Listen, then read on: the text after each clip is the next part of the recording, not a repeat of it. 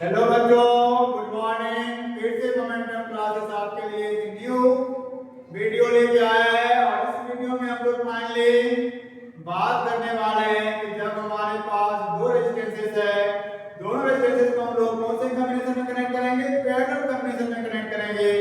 तब हमें entertain resistance का वैल्यू क्या करना है? फाइंड करना है। तो हम लोग सेशन को यूज करते हैं बच्चों और फाइनली हम लोग देखते हैं कि एक्सप्रेशन क्या आता है। तो let us start the session आपका है कि यहाँ फिर से हम लोग कितने रेजिस्टेंस को कंसीडर करेंगे? दो रेजिस्टेंस को।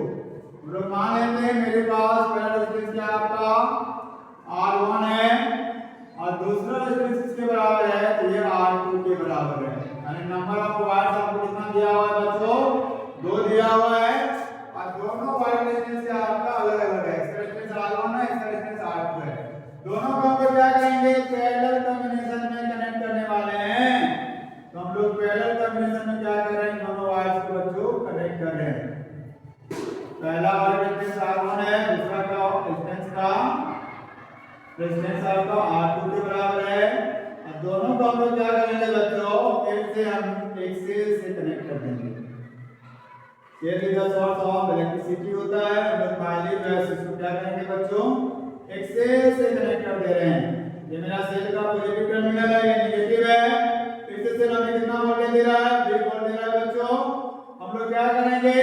करंट को ड्रॉ करेंगे। सेल से सिंगल पाथ अवेलेबल है, लेकिन करंट आपका जो है सो फाइनली इस पॉइंट तक आपका आई करंट जो है सो रीच करेगा। जब भी आई करंट यहाँ रीच करेगा तो करंट के फ्लो के लिए आपका मल्टी पाथ अवेलेबल है।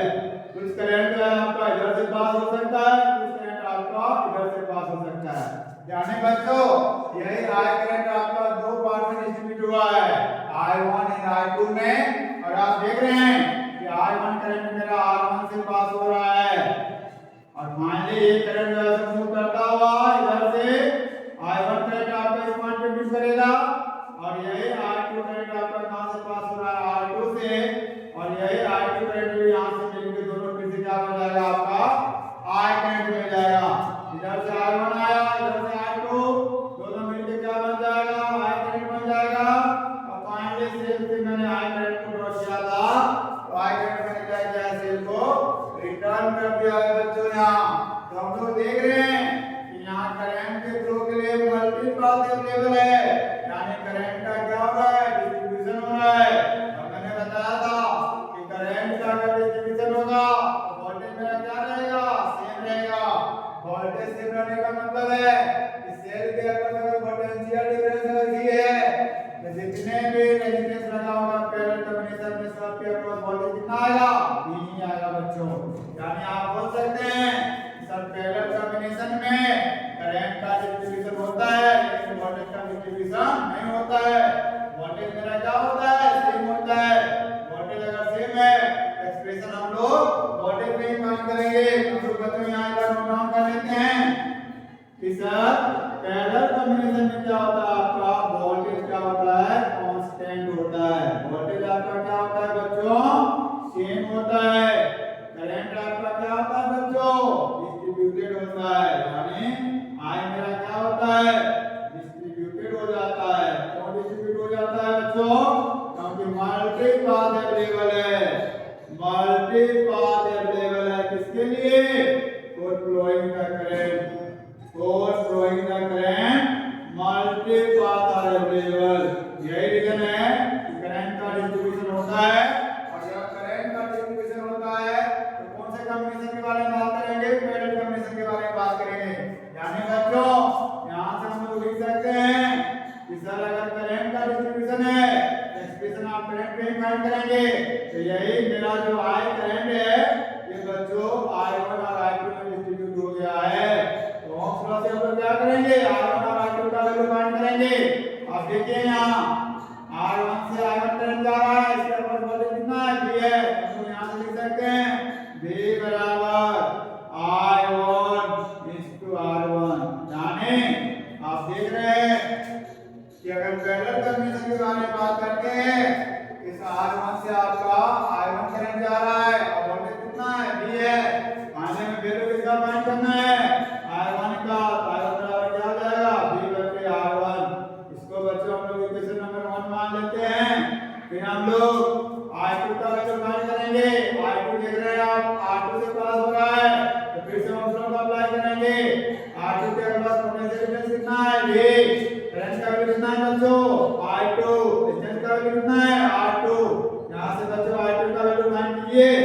R2 बराबर कितना हो जाएगा, V/R2। ये क्वेश्चन नंबर 2 हो जाएगा बच्चों।